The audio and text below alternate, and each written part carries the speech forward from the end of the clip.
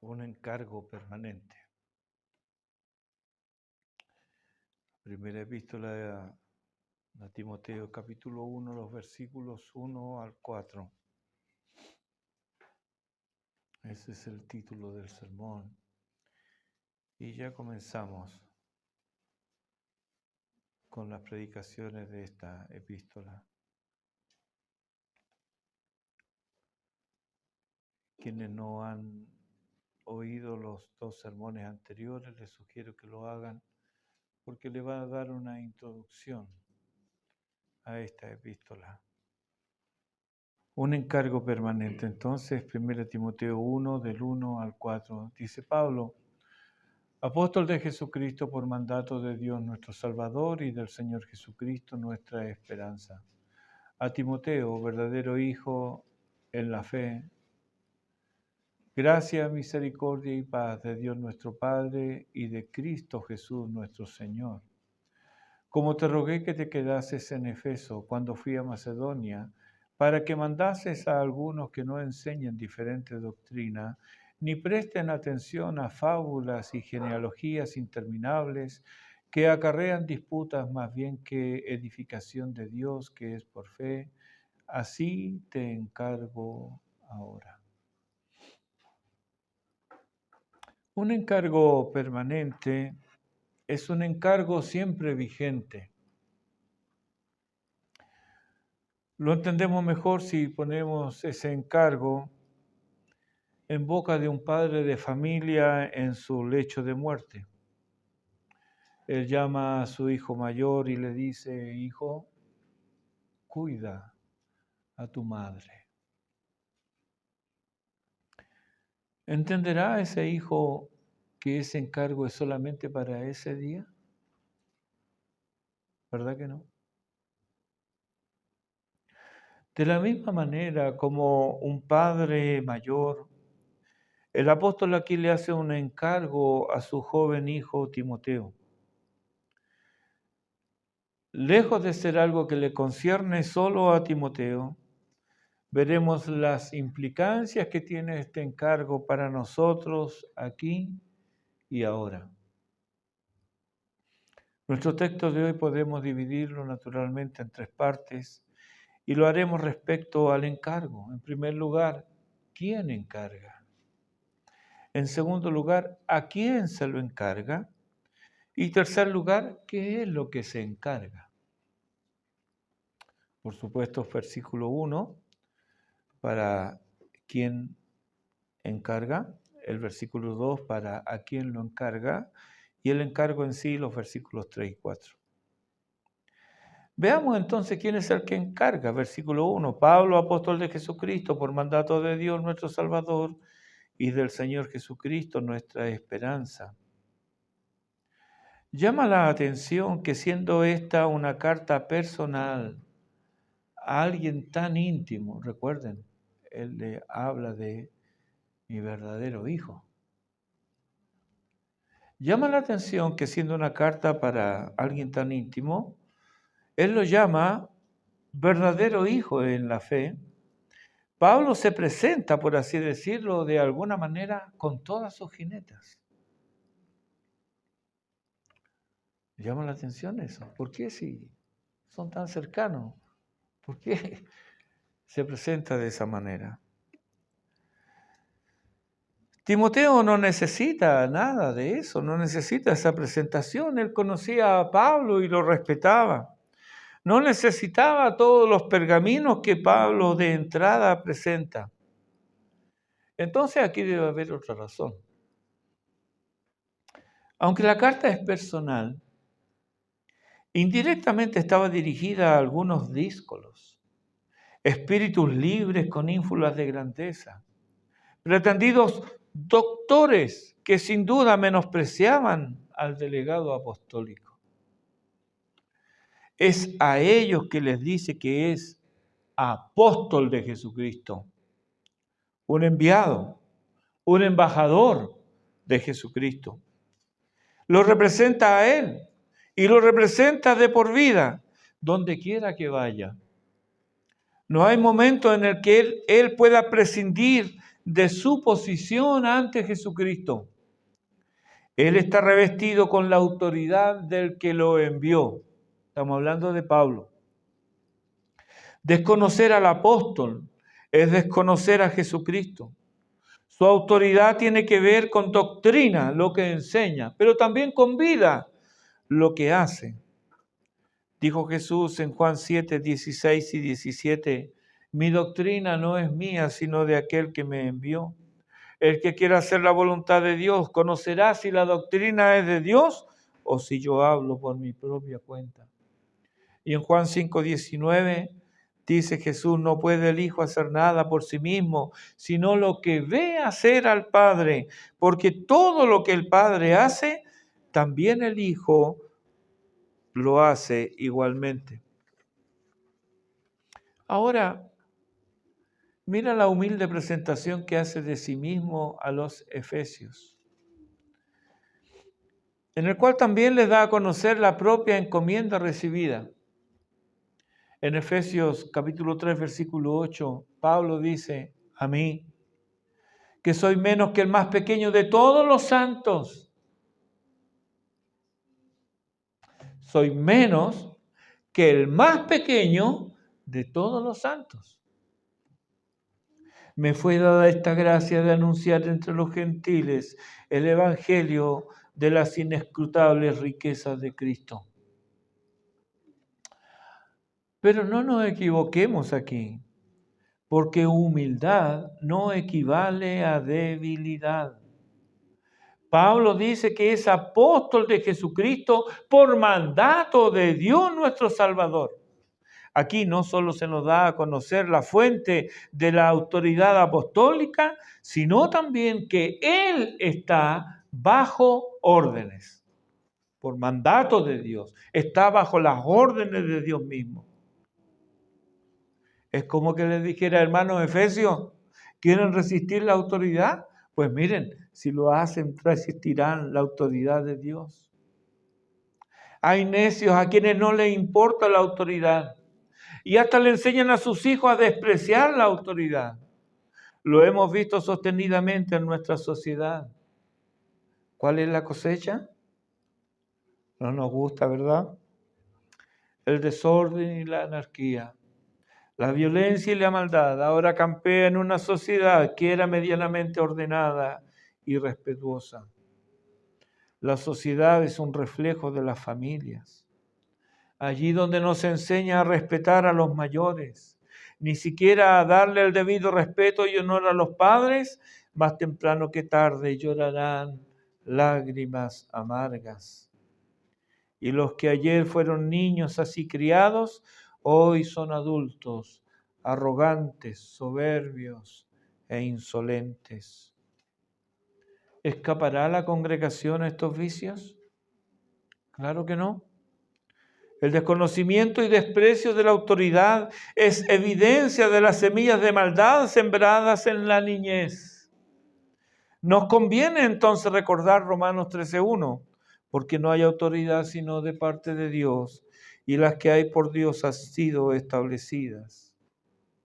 Otra cosa a tener en cuenta aquí es que el origen de la autoridad es Dios, nuestro Salvador. Dios es la fuente de nuestra salvación en todo sentido. Este título es aplicable solo al Dios único y verdadero. Y solo por sostener esto, muchos creyentes estuvieron dispuestos a dar sus vidas por no darle este título al emperador de turno, que desde Augusto en adelante se le reconocía al César. No hay otro Salvador. No hay hombres mesiánicos, sean dictadores o gobernantes carismáticos. No hay sistemas políticos seculares ni ideas de Naciones Unidas que nos salven. El único Salvador es Jesucristo. Su palabra es nuestra ley. Y con gozo y con convicción nos sometemos a su palabra. Ni la relatividad moral, ni el materialismo blasfemo, sea materialista o no, pueden ocupar este sitial. La salvación es del Señor. Pablo continúa la línea argumentativa y hace retrotraer su mandato, el ser mandatado, no solo a Dios Padre, sino también al Señor Jesucristo, nuestra esperanza, dice él. Él tiene en mente todo el plan de redención, ideado por el Padre, llevado a cabo por el Hijo en el tiempo propicio y aplicado por el Espíritu Santo al corazón del creyente. ¿Cómo no recordar aquí, 1 de Pedro 1:2, donde Pedro dice, elegido según la presciencia de Dios Padre en santificación del Espíritu para obedecer y ser rociados con la sangre de Jesucristo?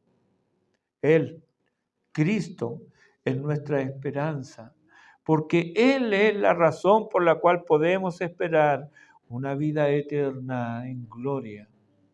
Jesucristo es la base de nuestra seguridad en la salvación adquirida, pues toda nuestra salvación se debe a la obra del Calvario.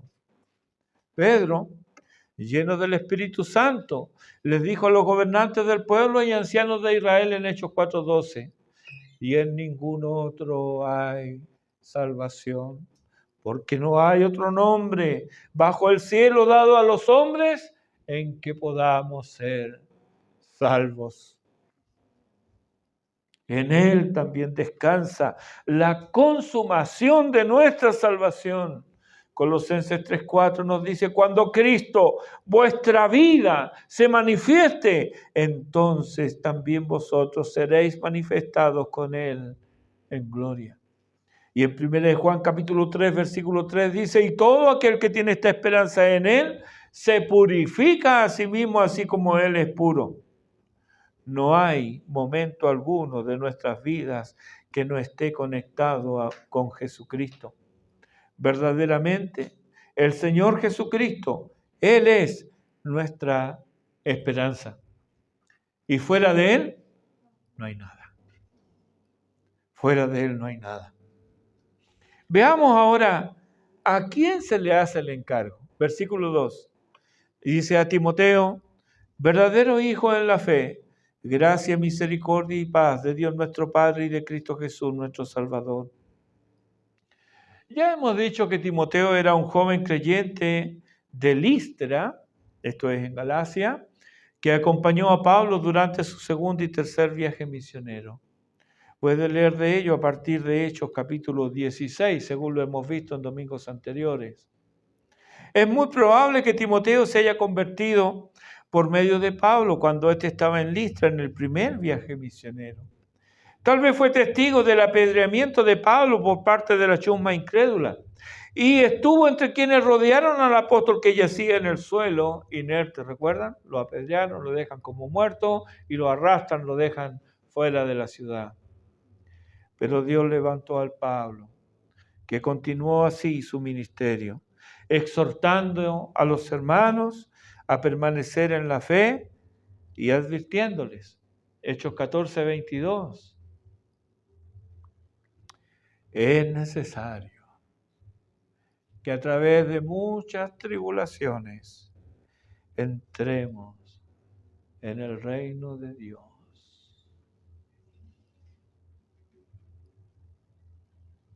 ¿Te lo leo de nuevo? Es necesario que a través de muchas tribulaciones entremos en el reino de Dios. ¿Acaso Pablo estaba haciendo algo incorrecto? Pero fue apedreado. Y lo dejaron como muerto. Por eso lo dejaron.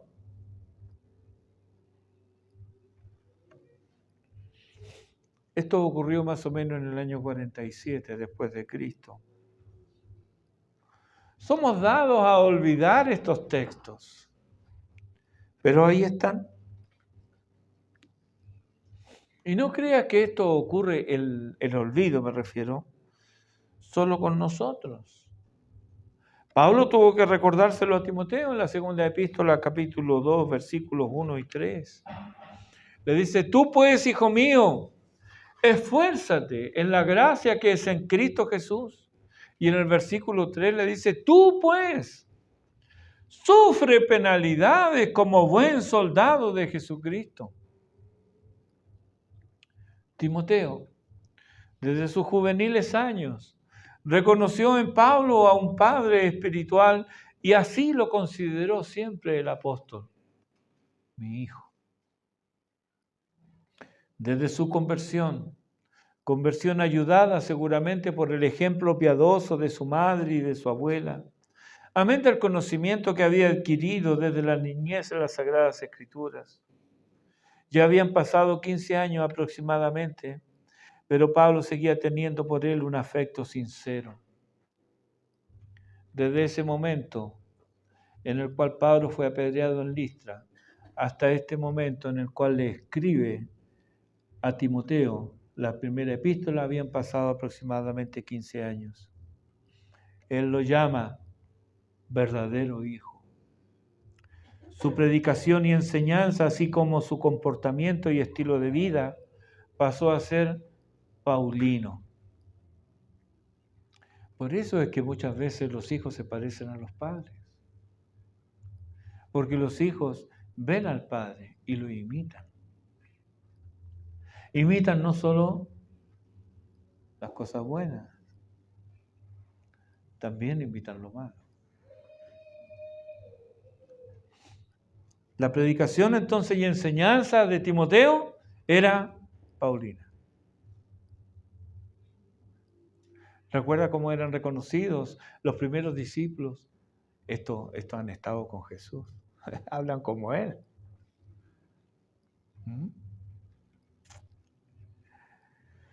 ¿Quién veía a Timoteo? ¿Quién oía a Timoteo? Podía ver en él reflejado al insigne apóstol. Mira cómo ilustra esto el mismo apóstol. En 1 Corintios capítulo 4, versículo 17. Le dice, os he enviado a Timoteo, que es mi hijo amado y fiel en el Señor, el cual os recordará mi proceder en Cristo, de la manera que enseño en todas partes y en todas las iglesias. Aquí vemos una confianza total de Pablo en Timoteo. Este es un rasgo escaso. ¿Puede alguien confiar en ti de esa manera? Debo preguntarme, ¿soy confiable? ¿Soy íntegro en la soledad, en la dificultad, en la oposición? Eso era Timoteo. ¿Qué no se dijo del apóstol Pablo? Él fue atacado a diestra y siniestra, pero Timoteo no por eso cambió ni prestó oídos a los detractores. Fue fiel. Sigamos con el saludo. Pablo, en todas sus epístolas, usa el binomio gracia y paz. Pero en las pastorales, las dos, a Timoteo y la otra carta a Tito, al binomio acostumbrado, él agrega misericordia. Matthew Henry dice que los ministros del Señor necesitan más misericordia que otros. Ellos necesitan más compasión. ¿Por qué? Porque cada uno lleva su propia carga, pero quienes han sido llamados a pastorear la grey del Señor, a menudo cargan no solo con lo propio, sino también con lo de la grey.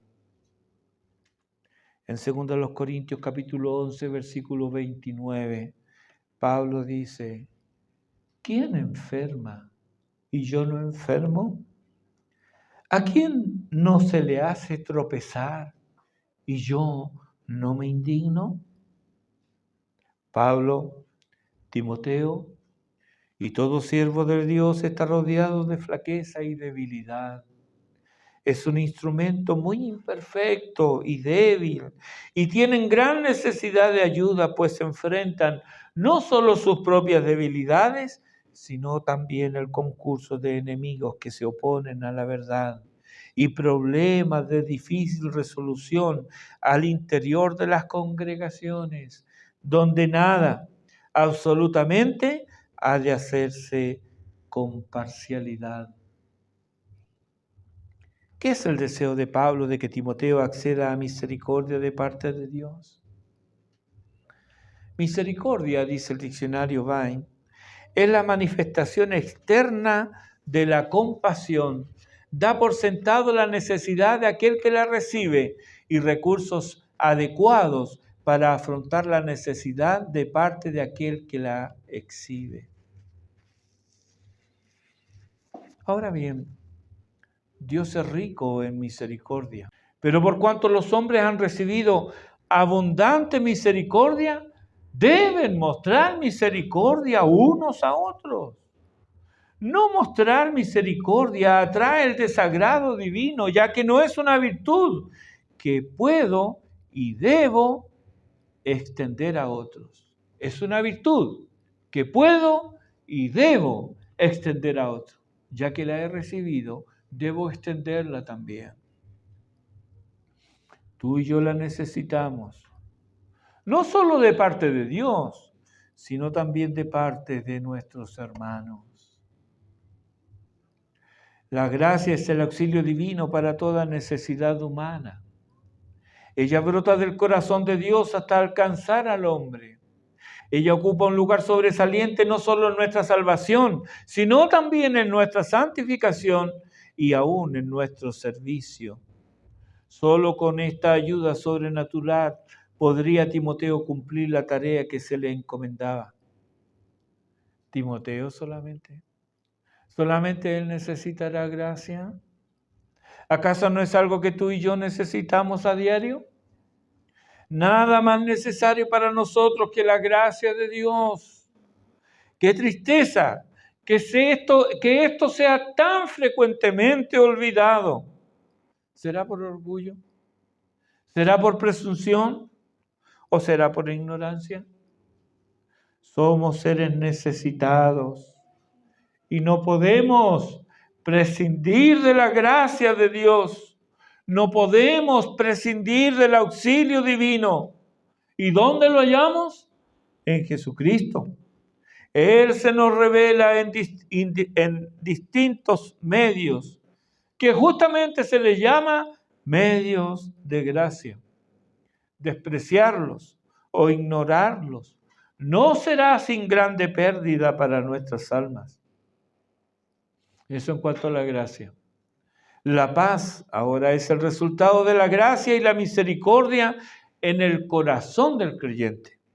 Esta es aquella paz que sobrepasa todo entendimiento y guarda nuestros corazones contra los embates del afán y la ansiedad y guarda nuestros pensamientos a fin de que no se deslicen al error.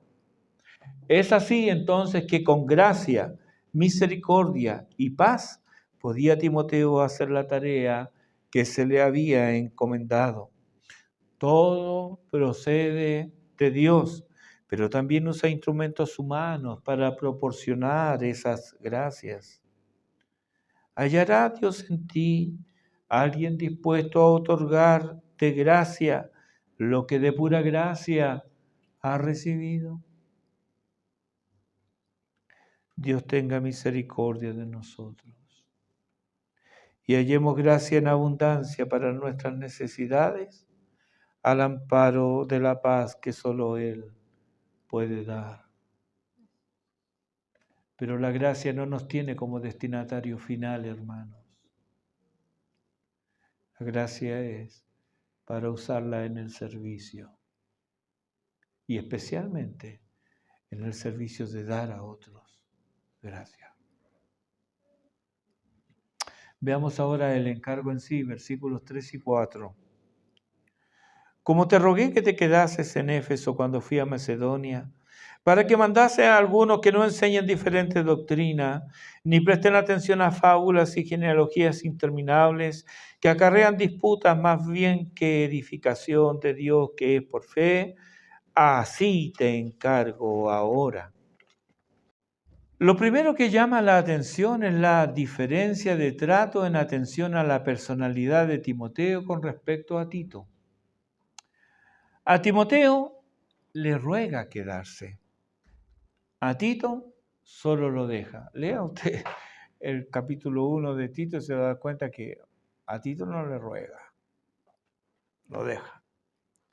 Evidentemente ellos son personas distintas, distinto carácter, distinta personalidad. Y Pablo tiene en cuenta esto. El encargo en sí es corregir a Timoteo la enseñanza diferente que estaban recibiendo los efesios. Había una desviación de la doctrina apostólica y bien sabía el apóstol que todo desvío de la doctrina apostólica afecta la conducta y no para bien. Ejemplo de esto tenemos en las Escrituras. Tal como la tierra dejada a su albedrío no produce frutos agradables y solo da de sí espinos y abrojos, así también. Si no se tiene cuidado de la doctrina, el desvío afectará la conducta de los creyentes.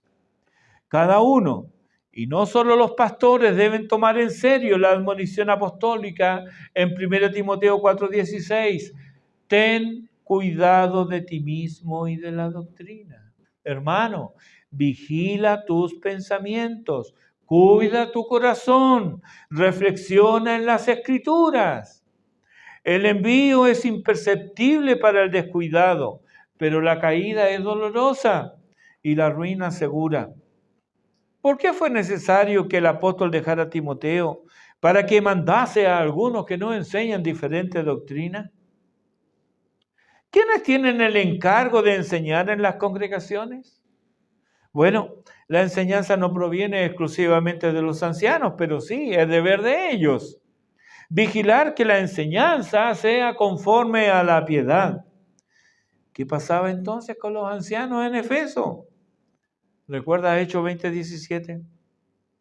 Enviando Pablo, pues, desde Mileto a Efeso, hizo llamar a los ancianos de la iglesia. ¿Qué estaba pasando con ellos? Esto pasó por lo menos 4 años antes que Pablo fuera encarcelado en Roma. Estos ancianos llevaban años en Efeso. Sin embargo, habían fallado en su tarea de alimentar el rebaño y vigilar la enseñanza que se entregaba en la congregación. Aquí tenemos una congregación donde había pluralidad de ancianos en Efeso, pero fue necesario intervenir la iglesia para sacarlos del error que se estaba propagando en ella. ¿Cuáles serían sus errores? Una lectura de Efesios nos dirá el énfasis apostólico en no andar como los otros gentiles, en Efesios 4:17. No dejarse engañar con palabrerías vanas, en Efesios 5:6. El orden y roles correctos al interior del hogar y la sociedad, en Efesios 5:21 y Efesios 6, del 1 al 9. Y un llamado a prepararse para la lucha espiritual, en Efesios 6, capítulo 6, versículos 10 al 20. Vimos el entorno, domingos atrás, de la iglesia efesia. También vimos el predominio de las mujeres en la sociedad civil y religiosa, junto a la proliferación de adoración a ídolos. En Timoteo tenemos una exaltación de la ley de Dios y un paralelo a la predominancia femenina, a la vez que una denuncia al materialismo. Examinando estos tópicos podemos percibir lo que Timoteo debe corregir y la enseñanza que debe proclamar. Para ello debe mandar, dar instrucciones. ¿A todos? No, a algunos, dice el texto.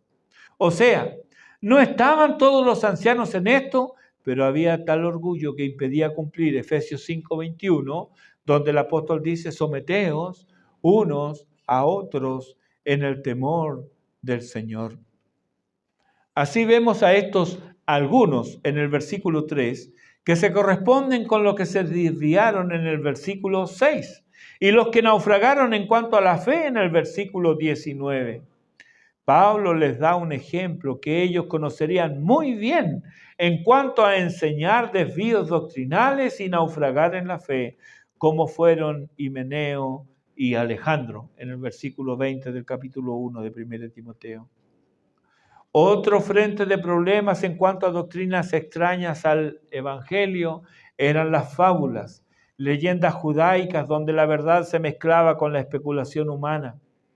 Siendo esto una mezcla de verdad y error, era tanto más peligroso por cuanto era fácil engañar a los desprevenidos.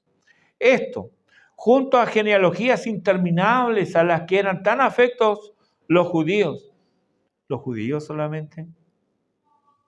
¿Acaso nosotros no justificamos nuestros vicios y malas costumbres en la genética familiar? ¿Verdad? No, yo soy así porque mi papá era así. Y mi abuelo, te conociera mi abuelo. Sí, fábulas.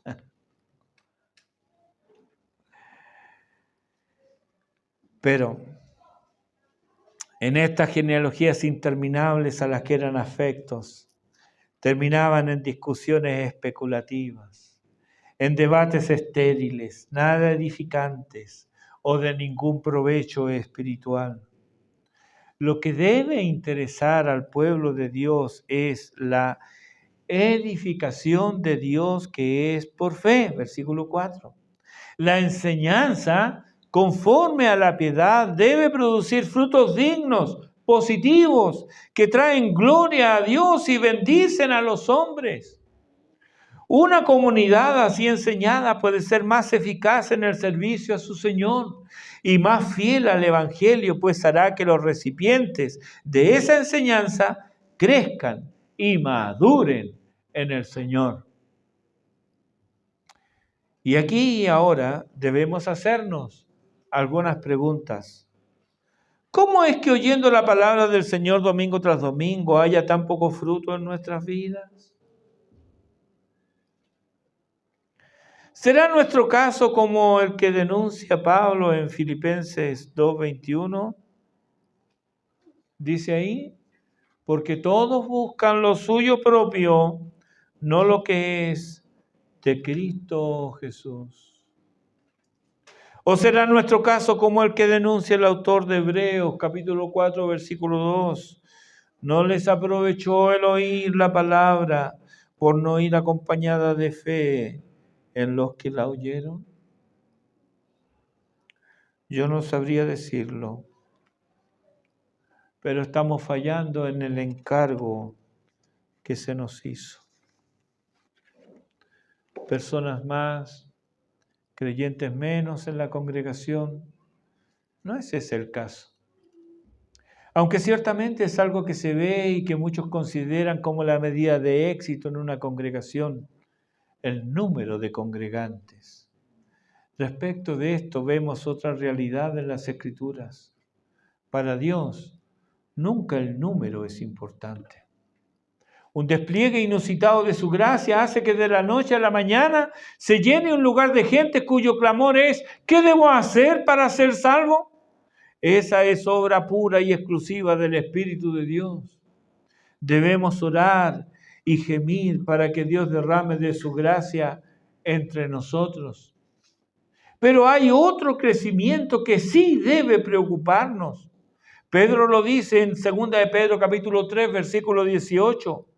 Creced en la gracia y el conocimiento de nuestro Señor y Salvador Jesucristo.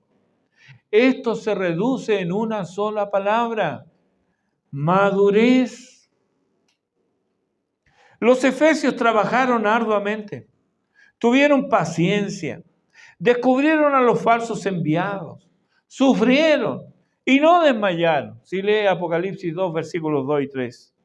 Todo parecía estar bien, pero el que anda en medio de las iglesias y escudriña los corazones sabe dónde está el fallo fatal. Él conoce nuestras obras. Tanto me impactó esta frase hace algunos años que la escribí con letras grandes abarcando ambas hojas en mi Biblia, en los capítulos 2 y 3 de Apocalipsis. Cuando abro ahí mi Biblia, inmediatamente veo, yo conozco tus obras. Yo conozco tus obras. ¿Qué siente al oír su voz hablándote estas palabras? Escúchale una vez más. Apocalipsis 2:4. Tengo contra ti que has dejado tu primer amor. ¿De qué sirve todo lo que haces si no hay amor en eso? El amor maduro es el que sigue amando a pesar de las circunstancias. El amor maduro ama y continúa amando más, aunque sea amado menos. El amor maduro no depende del otro, pues es el amor que hemos recibido en Cristo, que anida en nosotros para luego derramarse en nuestras relaciones. Ese es el amor de Dios. No es un amor calculado, ni mezquino, ni obedece a veleidades. Solo amas. Y esto es más importante, mucho más que el número. Una sola antorcha ardiendo alumbrará cualquier lugar, por tenebroso que sea. La luz que puede haber en ti derramará calor y luz en los corazones gélidos y oscuros de aquellos que no conocen al Salvador. Otra pregunta para nosotros. ¿Estamos enseñando diferentes doctrinas? ¿Que tú no enseñas? No, yo no enseño. Claro que enseñas. Tu forma de vivir es mucho más potente que tus palabras. No perseveremos en las contradicciones efesias. Primera de Pedro, capítulo 1, versículo 7. Si invocáis por Padre a aquel que sin acepción de personas juzga según la obra de cada uno, conducíos en temor todo el tiempo de vuestra peregrinación. Termino con un texto muy conocido por nosotros. Primera de Pedro capítulo 2, versículo 11. Amados, yo os ruego, como a extranjeros y peregrinos, que os abstengáis de los deseos carnales que batallan contra el alma. Dios tenga misericordia de nosotros y nos bendiga. Haga resplandecer su rostro sobre nosotros, para que sea conocido en nuestra nación su camino, para que esta nación sepa que solo en Cristo hay salvación. Oremos.